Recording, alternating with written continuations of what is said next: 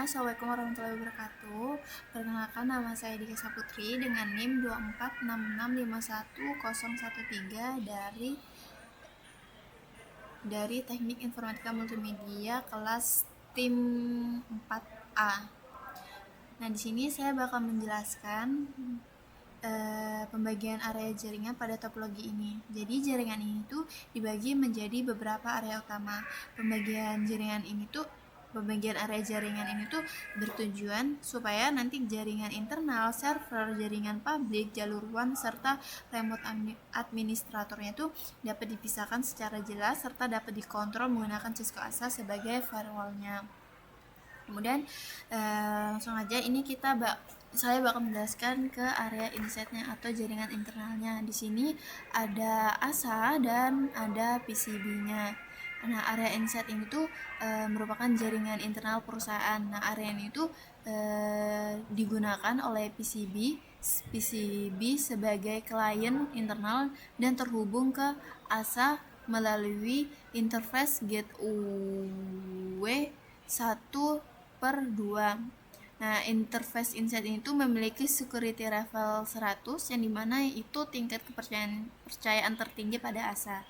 Nah, PCB menggunakan gateway IP 192.168.1.1 yaitu alamat ASA pada interface inset. Nah, jadi semua trafik dari PCB menuju jaringan lain itu harus melewati ASA terlebih dahulu.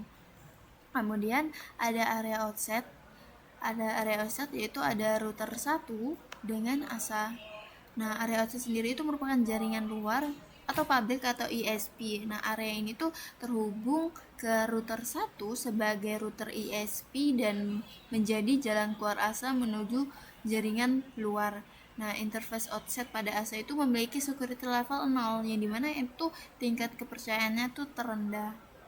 Nah, router 1 ini berperan sebagai gateway keluar ASA. Jadi ASA menggunakan default route menuju IP 209.65.200.225 agar dapat menjangkau jaringan luar.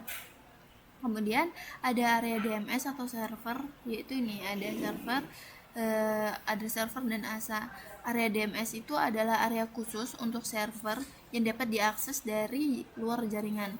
Nah, DMS server ini ditempatkan pada jaringan IP 192.168.2.0/24 dan terhubung ke ASA melalui interface gateway 1/3.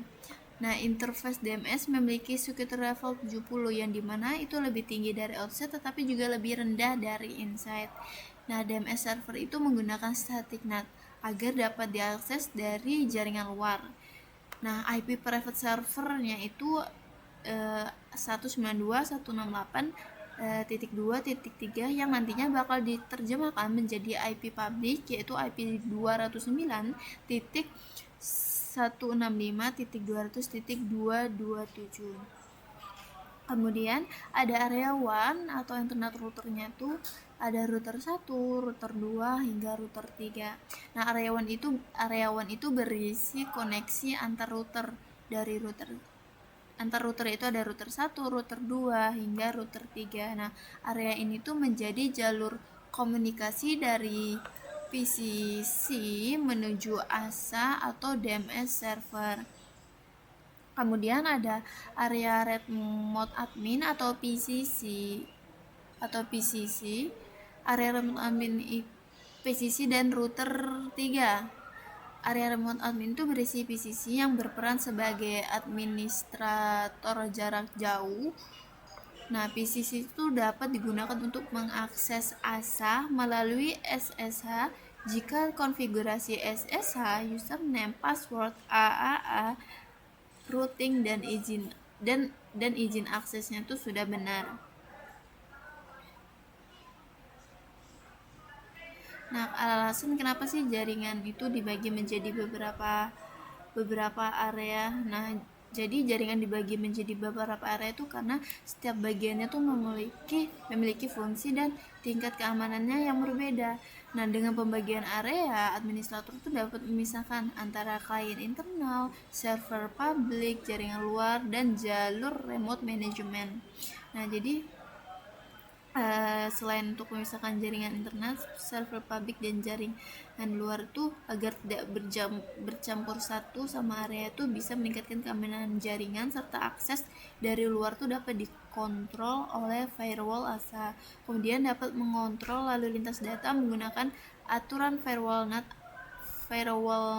NAT, ACL, dan security level. Kemudian bisa menerapkan security level berbeda pada setiap interface ASA sesuai tingkat kepercayaannya. Kemudian dapat mempermudah troubleshooting karena masalah koneksi itu dapat dilacak berdasarkan area jaringan. Kemudian dapat mencegah akses langsung dari jaringan luar ke jaringan internal perusahaan.